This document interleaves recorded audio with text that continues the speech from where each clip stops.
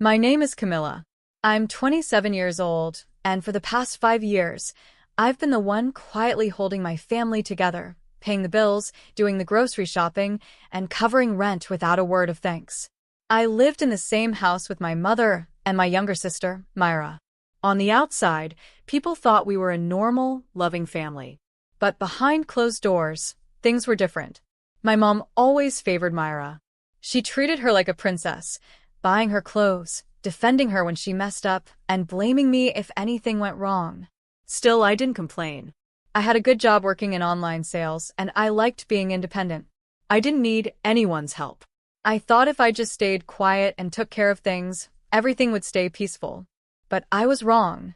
One evening, I came home from work and felt something strange. My locker, the one I kept in my closet with my personal documents and savings, had been opened. Nothing looked broken, but something felt off. I opened it and quickly checked the envelope where I kept some emergency cash. Gone. All of it. $20,000. I froze. My chest tightened. I knew I didn't move that money. No one else had the key, except me. Or so I thought. At dinner, I sat quietly, watching my mom and Myra laughing like nothing had happened. And that's when a terrible thought crossed my mind. What if someone gave Myra the key? I didn't have proof yet, but deep down I already knew. Something inside me changed that day. The next morning, I woke up early and started checking every detail. I searched my room again. No sign of forced entry. I even double-checked my bag, my keychain, everything. The only way someone could have opened that locker was with my key. And suddenly I remembered. About a week ago, I had left my handbag on the dining table for a few minutes while I went to the kitchen. Myra was home that day. She had been acting strangely sweet, asking me what I wanted for dinner and pretending to help with the laundry. I didn't think much of it at the time. But now, it all made sense. Later that afternoon, when Mom and Myra were both in the living room, I decided to speak up. My voice was calm, but firm. "I know the money is gone," I said. "And I know when you took it." They both looked at me, pretending to be confused. "What are you talking about?" Myra said with a fake laugh. "Why would we take your money?" I stared straight at my mom. "Did you give my locker keys to her?" Her face changed. For a second, she looked shocked. But then she crossed her arms and said coldly, "Even if I did, this is our house. Don't act like everything belongs to you." I blinked. I couldn't believe what I was hearing. My own mother, was defending theft. Not only that, she acted like I had no right to be upset. "I saved that money. I worked hard for it," I said, my voice starting to shake. "And I raised you," she snapped. "You live here for free. Don't forget that." That was the moment I lost it. For free? I laughed. "I've been paying the rent, the utilities, the groceries for years. You haven't spent a dime on this house." There was silence. She didn't deny it. Instead, she stepped forward and said something I'll never forget. "If you don't like it here, you can pack your bags and leave." She thought she was threatening me. But what she didn't know was, she had just set me free. I didn't say another word. There was no point arguing with someone who saw love as control and loyalty as weakness. I walked to my room and quietly shut the door. My hands were shaking, but my mind was clear. That night, I didn't cry. I didn't scream. I just started planning. By the next morning, I had a plan in place. I opened my laptop, logged in to every account: rent, electricity, internet, groceries, and gas. One by one, I canceled every auto payment tied to my name. I called my bank and transferred what little savings I had left into a new account they didn't know about. Then I started packing. I didn't take everything, just what mattered. Clothes, laptop, documents, a few personal items. The rest I left behind. I didn't want anything tied to that house anymore. Not the memories. Not the weight. Not the guilt. I booked a small studio apartment across town. It wasn't big or fancy, but it was mine. Quiet, clean, peaceful. And most of all, it was free from the people who had taken so much from me and acted like I owed them more. I didn't say goodbye. I left a short note on the kitchen counter. "You said I should leave." So I did. Good luck paying the bills. And then I walked out. For the first time in years, I felt light, like a chain had been cut from my ankle. I turned my phone off and spent the weekend setting up my new place, hanging a curtain, buying cheap furniture online, and even cooking myself dinner for once without someone criticizing me. It was peaceful. Too peaceful. Until 4 days later, when my phone buzzed back to life, and the chaos came flooding back. The moment I turned my phone back on, the screen lit up with over 30 missed calls, all from my mom and Myra. Voicemails, texts, even a few from unknown numbers. At first, I ignored them. I sat on the edge of my bed, holding the phone like it might explode. But curiosity got the better of me. I opened the most recent voicemail from my mom. Her voice was shaking, not with sadness, but with rage. "You think you're smart? Walking out like that? The gas is cut off. We haven't had electricity for 2 days. The landlord is threatening eviction. Do you know what you've done to this family?" I didn't even flinch. In fact, I felt calm. Because I knew exactly what I had done. I had stopped being their unpaid servant. Next came a text from Myra. "Are you happy now? Everything is falling apart. We can't live like this. Mom is losing it. You need to come back and fix this." I almost laughed. For years, they treated me like I was invisible. Now, they couldn't survive a week without me. But their messages weren't apologies. They were demands. I didn't reply. By the end of the week, they started calling from new numbers. Then came the final text that changed everything. "You think this is over? Dad left that house to Mom, not you. You'll regret leaving." It stopped me cold. Dad. He passed away 3 years ago. Quiet man, not the type to stir drama.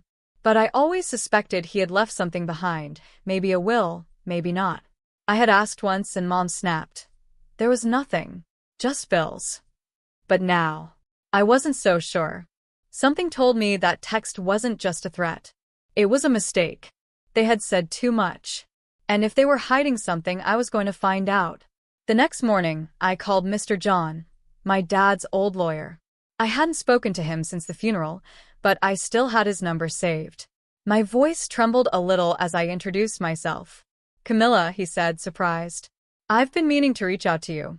That caught me off guard. "Why?" He sighed. "There's something we never got to finalize. Your father left a will. A clear one. But your mother insisted on handling everything privately and said you had agreed to let her settle things." "What?" I sat up straight. "I never even saw a will. I didn't sign anything." "I thought so," he said quietly. "Your father left the house in your name. Entirely. He told me, that girl has carried more weight than anyone. She deserves peace." I couldn't breathe for a second. The house was mine. All along. But my mother had kept it from me, on purpose. She lied, tricked the lawyer into thinking I was fine with her handling the estate, and made sure I never saw a single document. Mr. John promised to send me a copy of the will and help me take legal action to claim ownership. As soon as I hung up, I sat still for a long time, letting it all sink in. They stole my money, lied to me, threatened to throw me out. But they were living in my house. That night, I emailed Mr. John all the proof I had, messages, bank payments, utility records. He said it was more than enough to reopen the case. 2 days later, I filed for legal ownership of the house. My mother and sister had no idea what was coming. 3 weeks later, I stood in front of the courthouse, clutching a folder of documents that could change everything. The sky was gray, the kind that makes everything feel more serious. Mr. John met me on the steps, calm and confident. He had already filed the ownership petition and included the original will, the false statements made by my mother, and proof that I had been paying the bills the whole time. "This is more than just a case," he told me. "It's a statement." Inside the courtroom, my mother and Myra sat together at the front, looking tense. The moment Mom saw me, her face turned cold. "You think this is going to work?" she hissed under her breath. "You're going to destroy your own family?" I didn't respond. I just sat beside Mr. John and waited. When the judge began reviewing the documents, the room went quiet. The will clearly stated that my father had left the house solely to me. There was no confusion. No missing signature. Just one undeniable fact. My mother had hidden this from me and illegally claimed the property. Then came the financial records. All the bills in my name, payments I had made for years. Even rent that had been disguised under Mom's name was actually withdrawn from my bank account. The judge looked up from the papers and asked my mother, "Can you explain why your daughter was never informed of this will?" My mother fumbled. She didn't want it. She said it was too much responsibility. I never said that. I interrupted calmly. That was the moment everything broke apart. The judge ruled in my favor. Effective immediately, I was the legal owner of the house. My mother and sister were given 14 days to vacate the property. I walked out of that courtroom with my head high. The battle wasn't over, but the power was finally shifting. And I wasn't done yet. The notice was official, 14 days to leave the house. I didn't go back there during those 2 weeks. I didn't need to. I had no interest in arguing or listening to more fake apologies. But deep down, I knew they wouldn't go quietly. And I was right. On the morning of the 14th day, I arrived with 2 court officers, the official eviction letter, and a locksmith. My heart was racing, but my face stayed calm. I had waited years for this moment, not to get revenge, but to finally be free. As we pulled up to the house, I saw Myra pacing on the porch in her silk pajamas, phone in hand. My mother was inside, watching from the window. She didn't come out. The officer stepped forward and said firmly, "Ma'am, this is a legal eviction. You've been served notice. You need to vacate the premises immediately." Myra's face twisted in disbelief. "You can't do this. This is our house." "No," I said, stepping forward. "It was never yours. You just got away with it for too long." She looked at me like I'd betrayed her. Like I was the one who ruined everything. The locksmith got to work changing the locks while the officers gave them 10 minutes to gather essentials. Myra stormed inside, slamming doors and yelling at my mother. I stood on the front lawn, arms crossed, watching years of manipulation unravel in a single morning. When they finally stepped outside, with bags stuffed full of clothes and designer shoes, Mom looked me straight in the eyes. "You think you've won?" she hissed. "You'll come crawling back one day." I didn't answer. I didn't need to. The front door clicked shut behind me as the locksmith installed the new locks. For the first time in my life, I stood in that house completely alone and fully in control. But what came next was more than just peace. It was transformation. The house was quiet. No yelling. No footsteps pacing in the hallway. No one slamming my door at midnight asking for money. Just silence and the sound of my own breathing. It felt strange at first, but peaceful. Like the house itself had finally exhaled after years of tension. I walked from room to room slowly, looking at everything with new eyes. This was my home now. Truly mine. Not a place I was borrowing or trying to survive in, but a space I could finally shape however I wanted. The first thing I did? I cleaned. Not because it was dirty, but because I wanted to wash away every trace of them. I opened the windows, lit candles, played soft music, and swept through each corner of the house like I was reclaiming it piece by piece. I threw away old curtains, donated furniture that reminded me of bad memories, and made a list of what needed fixing. And then I started building. I'd always dreamed of running my own business, something I could do from home. I had experience in online marketing and product sales, and over the years I'd helped other people grow their brands. But now it was my turn. Using the last of my savings, I bought a new desk, a camera, and basic equipment. I turned the extra bedroom into a small studio.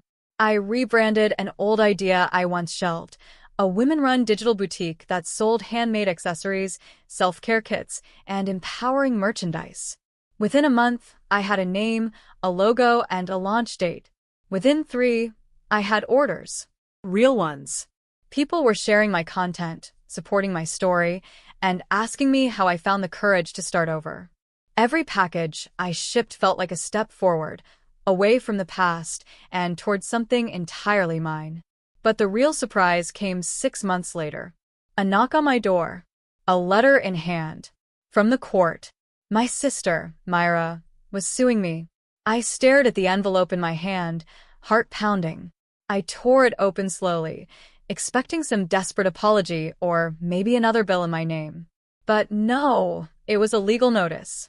Myra was suing me for emotional damage. According to the letter, she claimed I unfairly humiliated her, destroyed her mental health, and illegally stole the house her father had meant to leave for the family. I couldn't believe it. After everything she had done, stealing $20,000, lying about the will, living off me for years, she was trying to flip the script and play the victim. I forwarded the letter to Mr. John right away. He called me the next day, laughing softly. "Don't worry, Camilla. This case won't last 10 minutes. She has no proof, no standing, and no clue how the law works." Still, I agreed to go through the process just to end it properly. On court day, Myra walked in with a brand new handbag and a fake sob story. She cried to the judge about how she'd been thrown out onto the street and emotionally scarred by the betrayal of a sister. When it was my turn, I said nothing dramatic. I let the paperwork speak for itself. The official will. The proof she had stolen the $20,000. All the bills I had paid for 5 years. And her own angry texts threatening me.